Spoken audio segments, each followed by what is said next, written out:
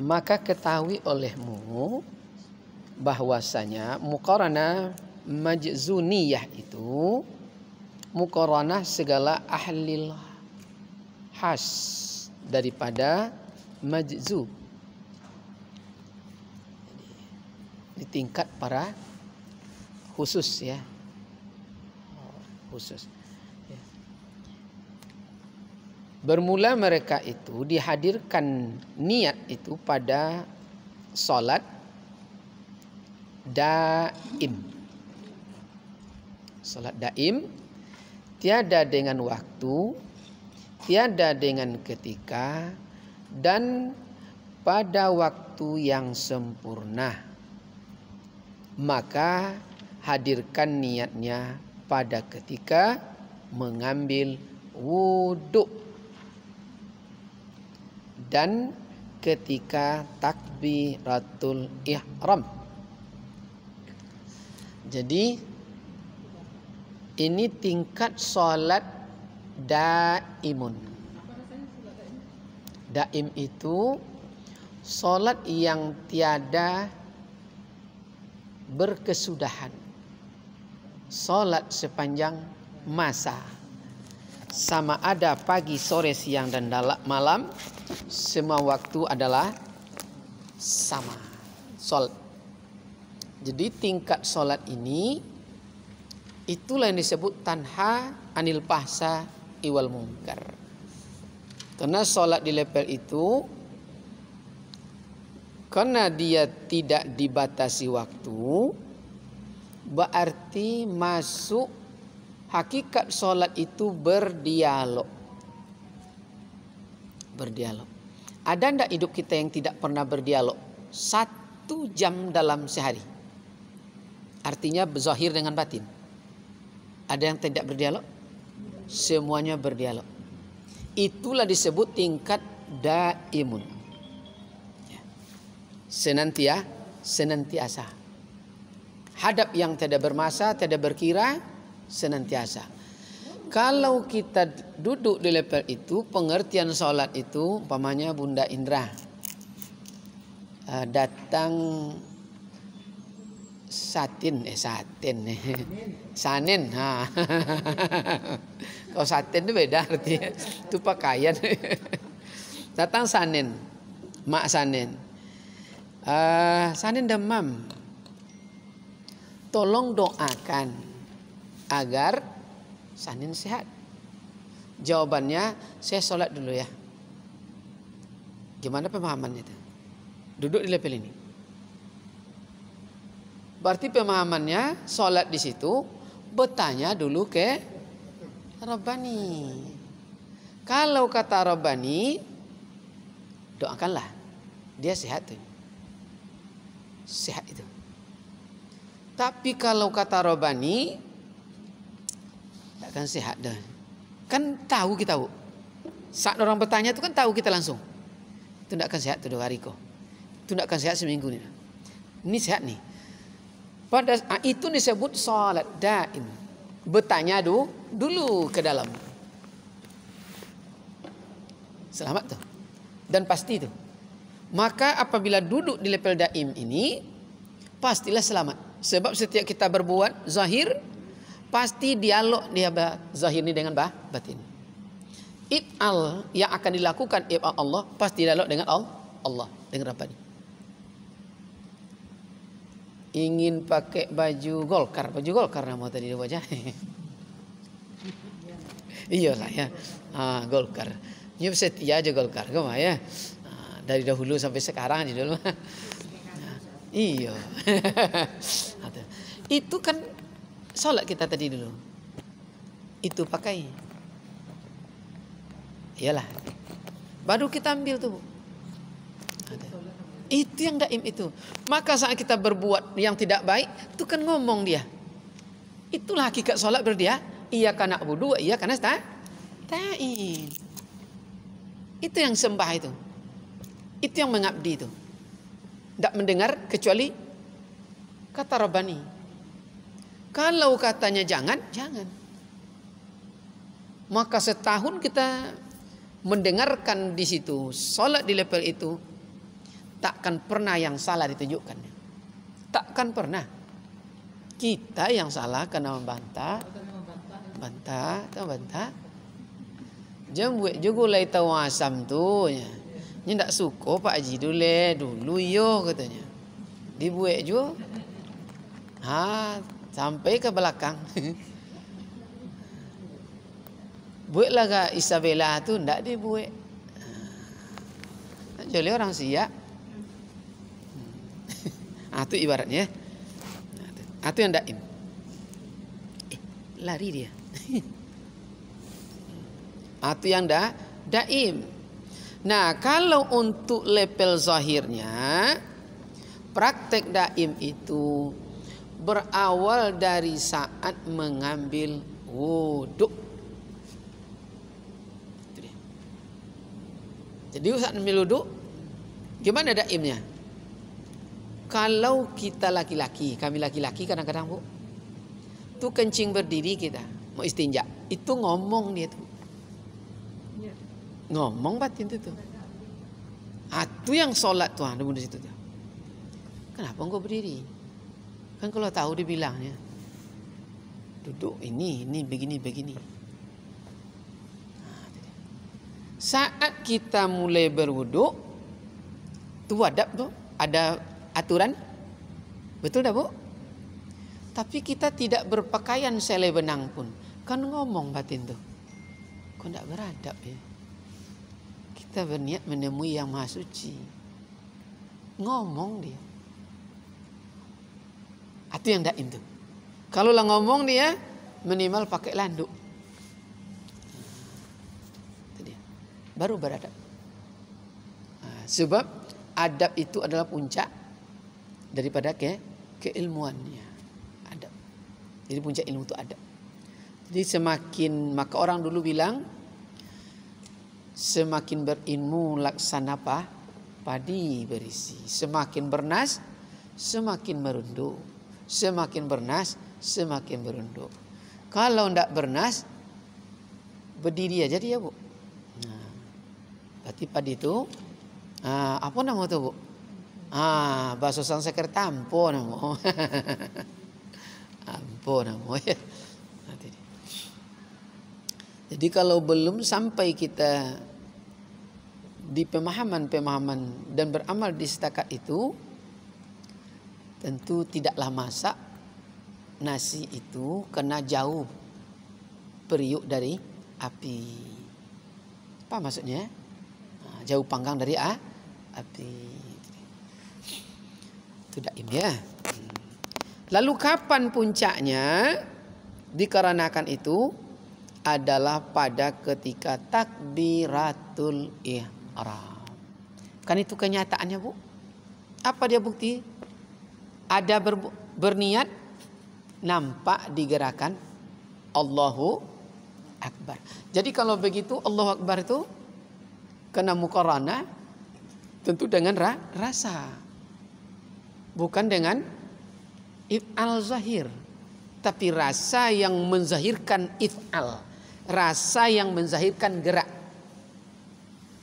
Dapat tak kira dia? Rasa yang menzahirkan gerak tu. Ada rasa tu yang membuat tangan ini terangkat. Takbiratul ihram. Takbiratul ihram tu kapan kemarin Bunda? Takbiratul ihram itu antara huruf huruf 8, alif dan ra. Jadi kalau begitu muqaranah niat itu dipasang pada saat itu. Allah saat itu dipasang. Jadi bukan dari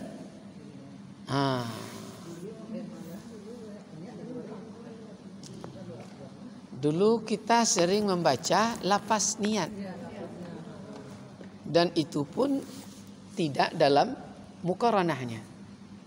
Usalli farda subhi ibaratnya kan. Lasiat dibaca lafaz baru Allahu Akbar. Jadi lafaz di lafaz, takbiratul ihram di takbir ihram, yang niat tidak ada. Tidak dipasang.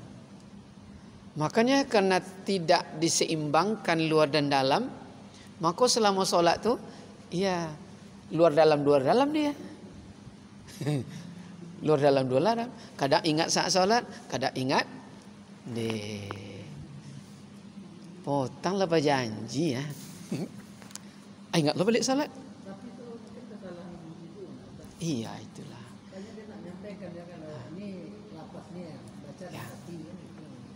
Jadi tadi pagi itu hari ini kan udah masuk 2 minggu. Kau udah mulai aktif kuliah mahasiswa balik. Itu masuk jam 6 terus Bu. Kita buat jam 6.40 masuknya. Baik di awal Brostana ataupun di Unila. Karena jam 8 kita ada kuliah lagi. Jadi jam 8.40 tuh. Jadi jam 6 tuh enggak ada di rumah. Jadi ada untungnya kalau kita pergi wirid sampai di rumah, ganti baju, langsung pergi. Mandi kan jam 4 udah mandi kita kan. Caranya. Terus lagi ya. Malam lagi.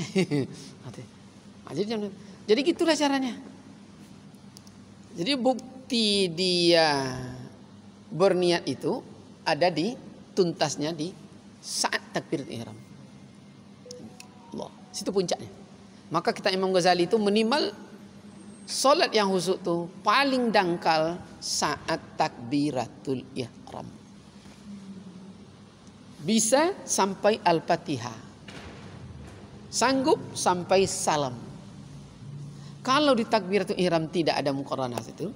Jadi tadi pertanyaan mahasiswa itu kan materi tentang konsep ketuhanan. Jadi salah lah selama ini memahami Tuhan dan Allah sama. Di mana persoalan titik?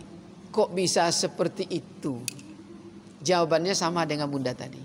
1, SDM guru yang menyampaikan tidak sampai di level itu. Karena itu pula diajarkan oleh gurunya. Yang kedua, karena terpatri oleh adab dulu, kita tidak bertanya. Menerima saja apa disampaikan guru. Akhirnya rupa barang ini belum tuntas. Itulah. Jadi yang paling mengerikan itu mulai dari mengaji di surau di kampung dulu seperti itu sampai dah bercucu masih seperti itu. Oh, Ibu, kita pakai baju sekarang, baju ini. Ibu pakai baju itu. 10 tahun lama pakai baju itu, taruh Ibu. Pagi, sore, malam, siang.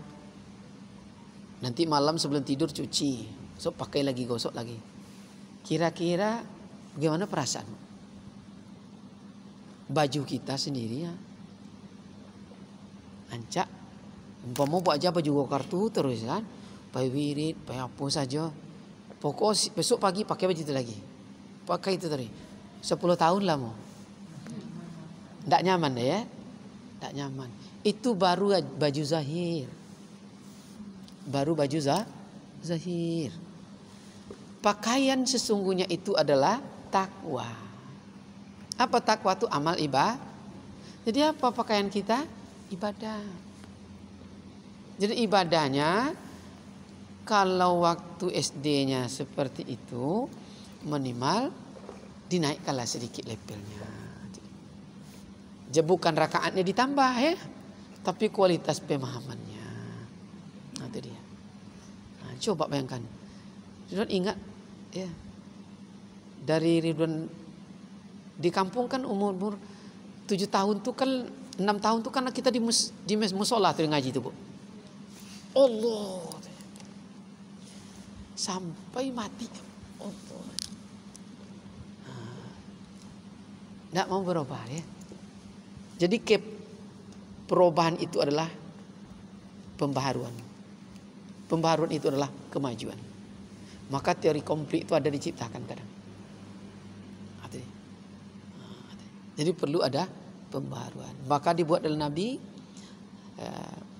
mujahadah, muhasabah, perbaharui. Baju zahir saja kita ingin minimal sekali setahun nak berganti gitu Bu ya, nak baharu. yang baru. Minimal sekali setahun ya. Apalagi baju amal ibadah, tingkatkan kualitasnya.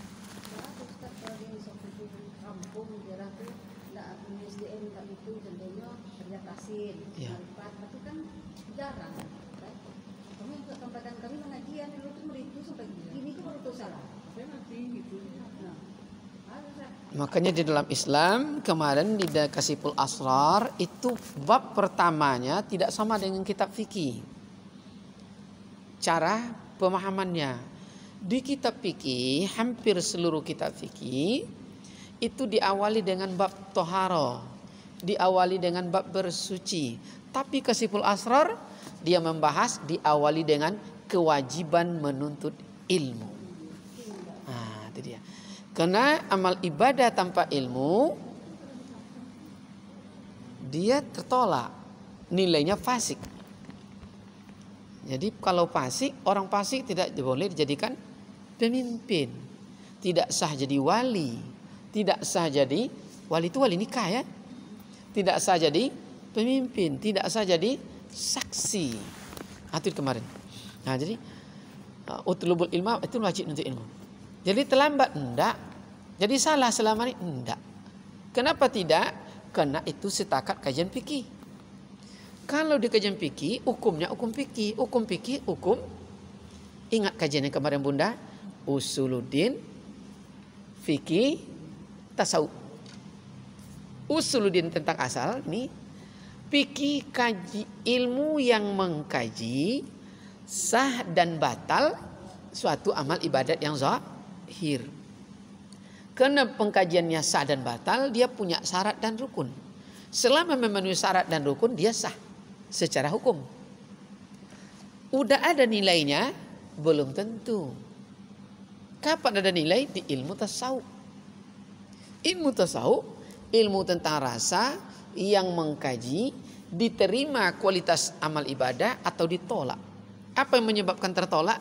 Ada riya, ada ujub. Nah kan itu kemarin. Maka ikhlas di level 3 tingkat. Hanya tingkat terakhir yang dapat ibadah. Ingat kemarin? Ikhlas di level mubtadi, ikhlas di level mutawassithah, ikhlas di level muntaha. Nah, kan itu dia. Jadi kalau level muntaha, kualitasnya dia menyaksikan ifal Allah atas dirinya. Baru dia. Nah, jadi itulah. Jadi untuk di level fikih sah dia. Sah. Jangan takut pula. La yukallifullah. Dia dihukum sesuai levelnya. Nah, cuma kita kan seorang yang mempunyai akal yang sehat, tentu kita ingin setahun ini bolehlah ya. Tahun depan, 3 tahun ke depan tentu kita ingin ada peningkatan. Jadi rupanya Bu, ya, dalam segala aspek itu, dalam segala hal itu peningkatan. Ya. Tidak bisa lah kalau ibu pakai kini gincu nak kemana pak ibu? Tu pakai bodak dupa nama dulu. Bodak dupa nama dulu. Pipa. Dupa, bodak pipa. Ndak main lagi dah. Kini ndak main gincu lagi. Lah meningkat ke Hanasui ya. Lah meningkat ke macam-macam mungkin ya. Itu ibaratnya. Kalau gincu minum digoleh, tinggallah digoleh sekenek. Pulang ke rumah, ala biru dia balik. Tadi.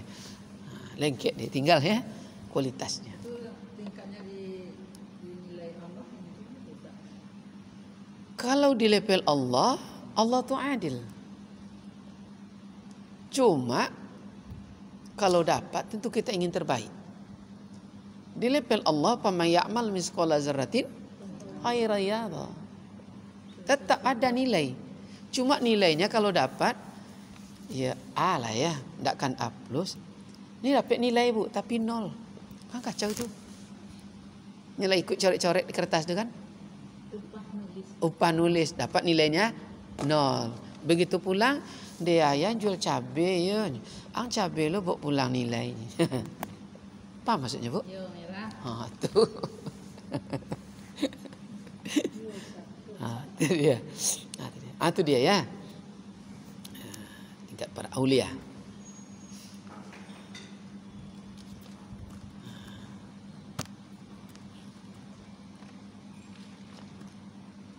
Itu disebut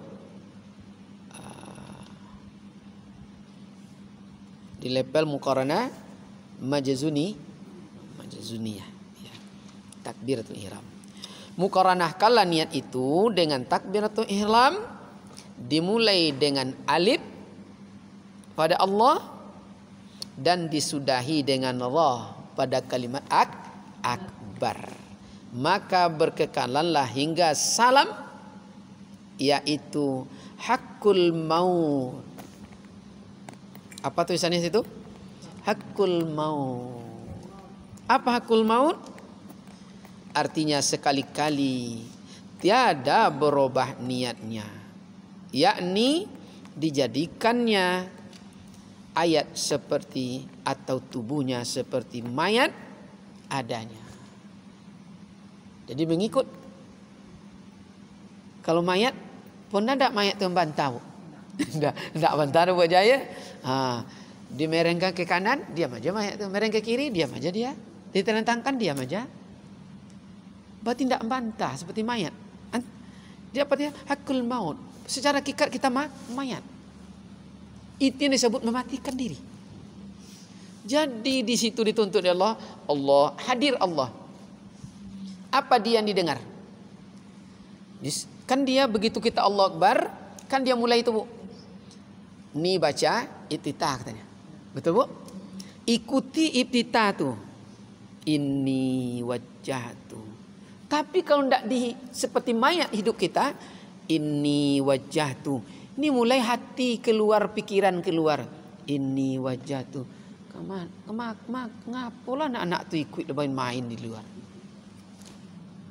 Kalimatnya menyebut inni wajjahtu wa nusuki wa mahyaya wa mamati, tapi hati dan pikirannya tidak pernah mengikuti itu.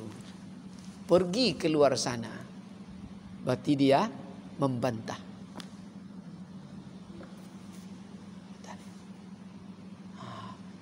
Apa nama itu, Bu? Kalau membantah itu? Kalau bahasa Arab namanya syirik. Anda ada yang lain selain dia. Berpaling. Kalau bahasa hari ini berselingkuhnya, Bu.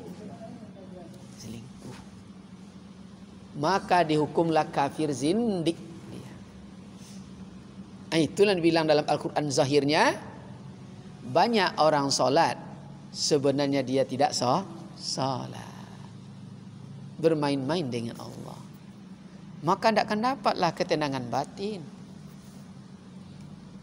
Yang kita cari di dunia hanyalah ketenangan jiwa.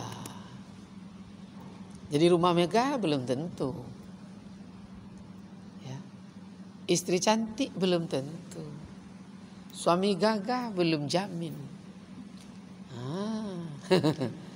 Yang jamin cuma Rabbani, ketenangan jiwa itu kita bertemu dengannya. Itulah matikan diri itu, Bunda. Jadi jangan lagi diikuti hawa nafsu. Jangan diikuti lagi pikiran yang mengantarkan kita kemana-mana. Seperti mayat. Apa dalam pasti Rabbani itu tuntun, Bu. Yang disebut takluk rukun kalbi ke sifat ilmu Allah. Begitu. Allahu Akbar. Bar sampai itu mulai Rabbani menyebut baca iftitah. Betul, Bu? Pasti itu, Bu. Baca dengan sami'na wa ata'na. Inni wajjahtu. Maqasid, ku hadapkan wajahku pada wajahmu. Berarti wajah yang zahir, rupa, menghadap kepada wajah yang batin. Kan begitu? Sampai pada kualitas. Apalagi, Bu? Wa nusuki wa mahyaya wa mamati lillahi ta'ala. Hidup mati semuanya engkau. Kan dia, Bu. Tak ada kita. mulai kita puji lagi. Bismillah. Alhamdulillah. Ikuti itu. Jangan keluar. Itu disebut mematikan diri. Tidak ada kita. Kan dia semua lagi tuh, Bu. Bertemu zahir dan batin tuh. Itu yang berdialog. Iya karena wudu, iya karena nasta'in. Tapi kalau tidak mempanakan seperti itu, ini mulai ngomong, terbang kemana-mana. La yahdur. Tidak hadir dia. Sampai pula ke Bangkinang. Berbunyi pula api. Tengoklah, mak, kawan dari Jogja. Lah sampai pula ke Jogja. Bunyi pula lewat salak lawuk godok bergula. Deh tak konang pula. Lah lewat lo aja. Lah sampai ke Priaman.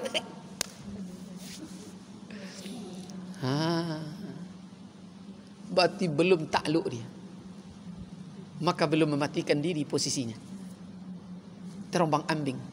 Maka zahir tetap terombang ambing, tidak punya prinsip nanti. Sulit dia mengambil kebijakan.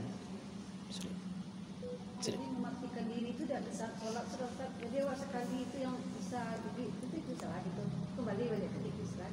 Dan kayak gini kok, kan ada dosa gitu kan. Yang belajar karena kan tidak nih dia apa tuh mana bisa.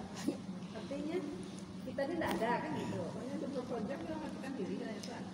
Kalau tingkat daim seperti digambarkan oleh Bunda Indra, selamanya kita tidak ada. Maka Imam Al-Ghazali, Hujjatul Islam berkata, salat 5 waktu itu hanyalah riyadhahnya. Itu hanya latihan untuk ingat kepada Allah. Dalam latihan saja, kadang kita tidak ingat kepada Allah. Saat bermain, tidaklah dibatasi ruang. Tidak ada pagi, tidak ada sore. Semua waktu Allah. Ada enggak yang tidak dia? Tak ada. Ini Ridwan mau nulis. Apa mau ditulis? Dia instruksikan dulu. Di situ. Jadi hamba dia? Iya. Dia yang nyata, kita yang tidak nyata. Di mana kesalahannya? Kesadaran belum sampai di situ. Itu aja. Jadi tingkat kesadaran itu yang harus sholat dahulu. Iyo, itu disebut tauhid. Nah, kayak itu dia. Mensatukan. Luar dan dalam. Kalaulah senyawa luar dan dalam ini, kan kita bakar kemarin. Tidak terbakar, Bunda. Tidak terbakar. Tidak terbakar, Bunda. Kecelakaan pokoknya kan. Ibu tengok nanti Honda tuh, Bu, yang kemarin ditabrak orang tuh. Tuh pecah tuh, Bu. Alhamdulillah kita tidak tergores. Anak dibawa pun tidak tergores. Pecah itu tengoklah nanti. Ditabrak orang. Kan dikisahkan kemarin, Mak. Tabrak orang. Ngaku dia mahasiswa, Mak tuh. Pecah dia. Tidak apa-apa. Tapi kalau enggak, kan pasti minimal tergores kita. Atau kainnya bocor, bolong. Dulu Ridwan pernah bolong kain di sini, Bu. Bolong. Kain bolong, kita enggak apa-apa. Nanti Ridwan bawa ada baju yang kuning tuh, tebal bajunya, Bu, bolong. Ditabrak orang juga kan, kita lewat tabraknya. Udah, dan duduk situ, pasti kita cerewet, betul enggak? Tidak mematuang, mau kelera, itu enggak? Iya. Tapi kalau duduk di situ, kan dia semuanya. Dia membuktikan bahwa dia ada, dia membuktikan bahwa dia berkuasa. Kita hamba, tidak punya apa-apa, tidak punya daya dan upaya. Selama duduk di situ, hilanglah terapi. Kalau tidak, berkelahilah. Maka lahirlah ketidakasliannya, lahir kepada aslinya. Apa ketidakasliannya? Belum sampai di hakikat manusia. Apa aslinya? Hewan.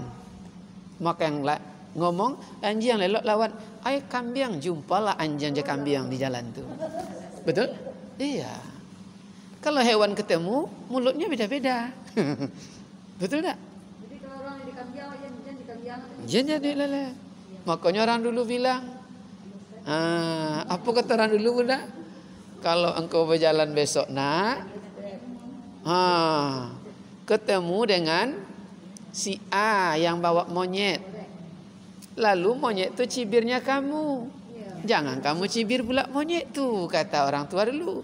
Karena kamu tidak sama dengannya. Kau cibir monyet, cebek lu balik. Siapa yang jelek? Kita. Berarti kita sama dengannya. Buktikan bahwa kita bukan dia. Ikut tengok aja, celik buruk orang ni. Sama lah kita lepel tiru.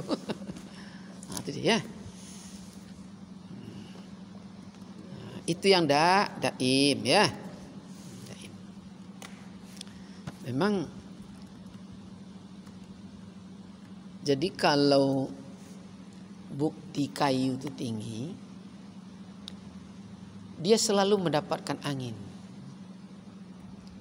Dan sering orang menggunakan batangnya untuk bersandar. Betul, Bu? Ya. Paham maksudnya ya?